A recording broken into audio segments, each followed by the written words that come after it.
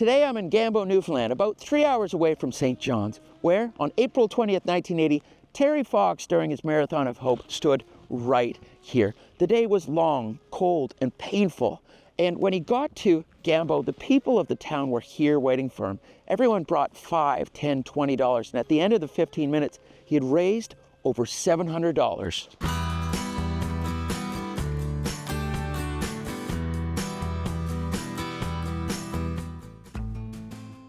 When Terry started the day, it was 4:30 a.m., as usual. He had been on the road for over a week. The Newfoundland highway seemed to have more ups than downs, and the weather was, well, Newfoundland in April. When you read Terry's diary, you can see how both difficult and beautiful the Marathon of Hope had been so far. Terry was waking up early and heading out on the road in weather that varied from sun to snow to rain, on stretches of Newfoundland highway that are sparse and unforgiving. The kind people Terry was meeting along the way were helping immensely. The day prior to Gambo, Terry had written in his diary about how difficult a stretch of the highway had been and how easy things became after the mayor of Glovertown, Caleb Ackerman, started driving alongside Terry, waving the Canadian and Newfoundland flags. What kind of a reception have you gotten so far across Newfoundland? Well, I have to say that the people are incredible here. They're great. They're friendly. You know, they've been so receptive all along.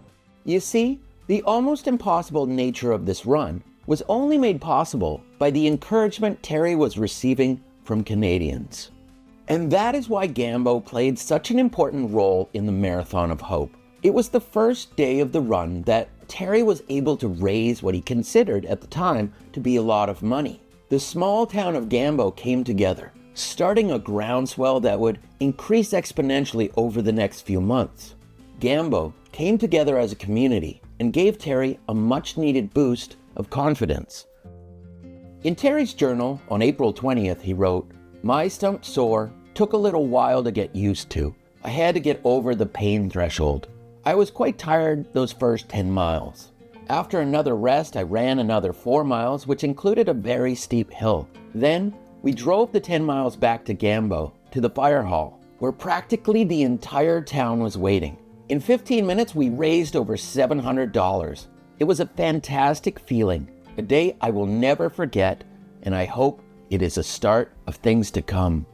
Now, weather in April in Newfoundland isn't ideal, and what always strikes me is the fact that I am warm. I can go into my warm vehicle and be comfortable. So when I think of what Terry did every single time, I'm kind of amazed at how hard and unpleasant it is to be in this weather, not wearing too much, and let alone on the highway where it's these cars driving by.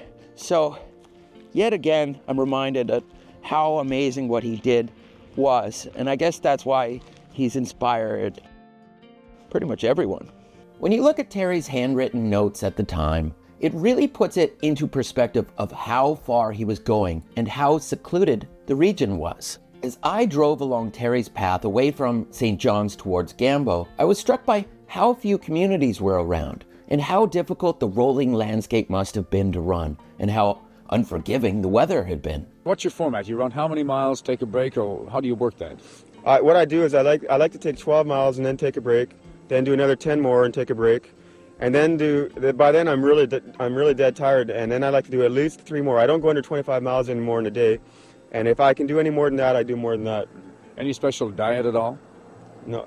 Well, no, not really. The only thing is I eat a lot and a lot and a lot. Eat a lot? Yeah. That's the whole thing. Huh? Mainly energy food, but I eat a lot of it, yeah. 45 years ago today, Terry Fox found inspiration right here in Gambo, Newfoundland. The love and generosity of Newfoundlanders still is evident, and so apparently is the weather. Over the next few months, I'm going to head out on the road and follow Terry's route across Canada.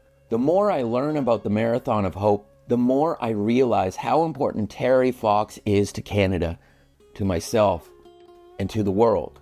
Please consider donating to the Terry Fox Foundation and learning more about how you can help finish what Terry started 45 years ago. You can do so at terryfox.org.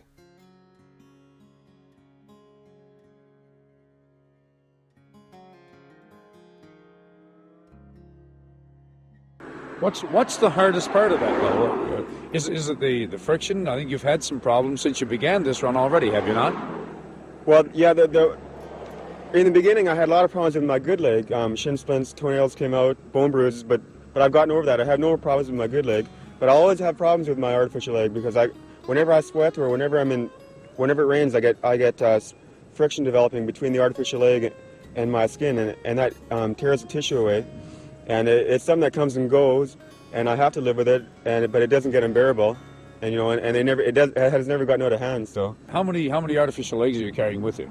I got two other ones, and one of them is an old wooden leg, and I really don't.